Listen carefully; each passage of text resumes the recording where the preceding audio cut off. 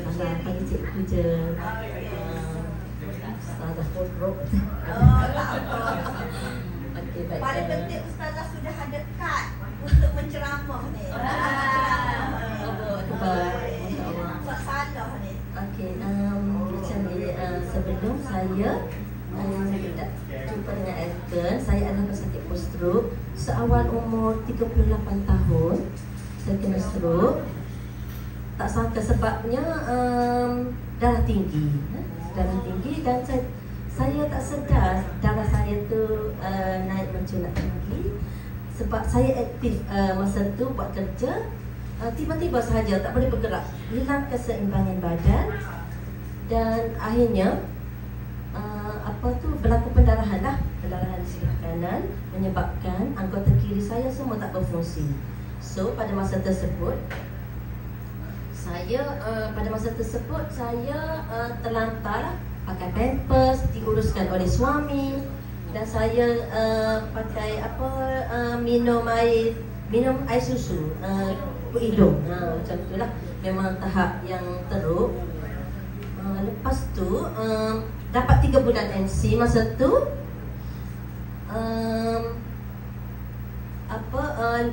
Selepas saya kembali pulih tu, saya menghadapi masalah lagi dari segi saraf saya tak berfungsi dengan baik.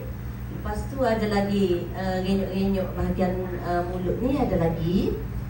Jadi saya ikhtiarlah, saya nak sembuh, saya nak kembali seperti biasa. Jadi sampailah saya jumpa Elton. Produk pertama saya dengan Elton ni ialah Genki. Dengan Genki tu saya letak tempat saya sakit. Alhamdulillah, saya rasa macam satu keajaiban bila saraf saya kembali berfungsi seperti biasa.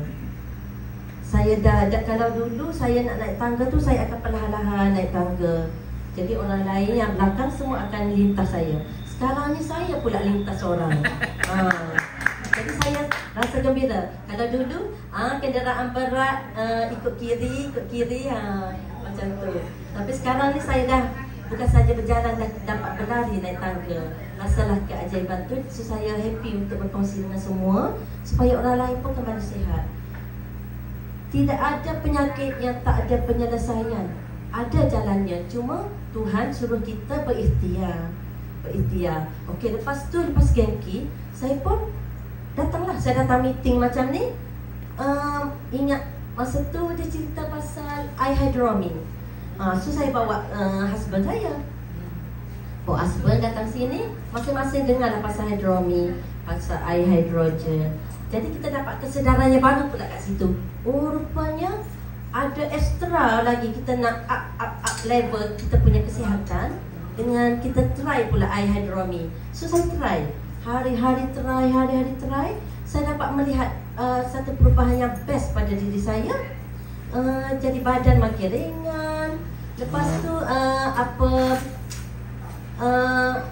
saya punya darah tinggi saya kembali ada penurunan sikit. Kalau sebelum ni, kalau yang atas tu 150, 160, yang bawah tu pun tinggi juga 100 lebih. Tapi sekarang amazingnya dah dapat yang atas tu dah dapat 120 gitu. Kalau sebelum ni dekat 200 kan. So bawah tu dah dapat 80 lebih, 90 lebih gitulah.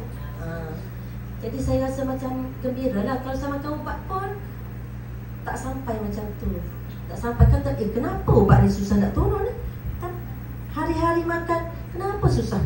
Saya pun sampai saya komplain dengan doktor. Doktor, kenapa saya ni makan ubat tak turun-turun juga?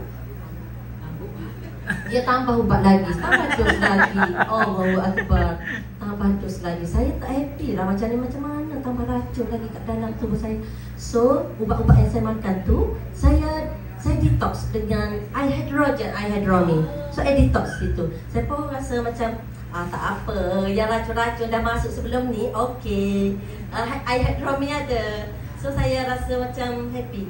Lepas lama-lama berkenalan tu, kita nak try pula, rasa nak try inhaler kan, inhaler hidrogen. Yang mungkin pada hari ni mungkin dapat ceritakan dengan lebih lanjut. So masuk, yang bestnya pasal inhaler ni, kalau macam sebelum ni saya rasa sukar nak tidur, suami pula tidur berdengkur, asyik duk ganggu saya, makinlah saya susah nak tidur. Lepas tu bila dah consume inhaler hidrogen ni, saya boleh tidur lena. Rasa macam bila bangun pagi tu saya dah deep sleep semalamnya. So paginya tu saya rasa segar, saya rasa ringan. Wow, saya kata bestnya. Jadi saya pun bermula yakin dengan produk-produk ni. Saya continue dengan MRT pula. MRT. So saya tengok saya punya penyakit lah. Saya darah tinggi, kolesterol. So saya cuba ubatkan dengan apa nama tu, maafkan saya kalau saya salah sebut, Live Extra Young tu. Saya try kat tu.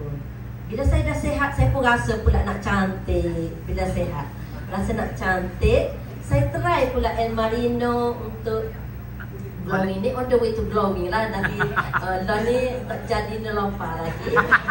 Lo ni nelompak baru. Tapi tak apa, it's okay. Memanglah apa, untuk kesihatan ni kita perlukan masa yang sedikit panjang, kena sabar. Tapi kita jangan give up lah. Sebab Tuhan dah janjikan setiap masalah tu mesti ada ubatnya, kecuali mati, kan? Betul tak? Kecuali mati. Setiap penyakit tu mesti ada ubatnya, kecuali mati. So kita, pesanan saya kepada yang bermasalah dalam sakit, kita teruskan berusaha, jangan putus asa. InsyaAllah ada jalannya. Dan agama kita juga mengajarkan supaya kita kena selitlah juga, kan, untuk ni mengajarkan kita supaya antara daruriyati syar'iyyah ialah pertama sekali hifzuddin, menjaga agama. Yang keduanya ialah hifzun nafs. Hifzun nafs ni ialah menjaga diri. Kita menjaga diri kita daripada terkena sakit, daripada mudarat adalah salah satu daripada tuntutan agama. Jadi jalan untuk kita menuju kepada kesihatan yang baik adalah satu jalan yang Allah redha dan Allah suka. Jadi mendapat pahala. Itu sajalah, semoga bermanfaat untuk semua. Minta maaf.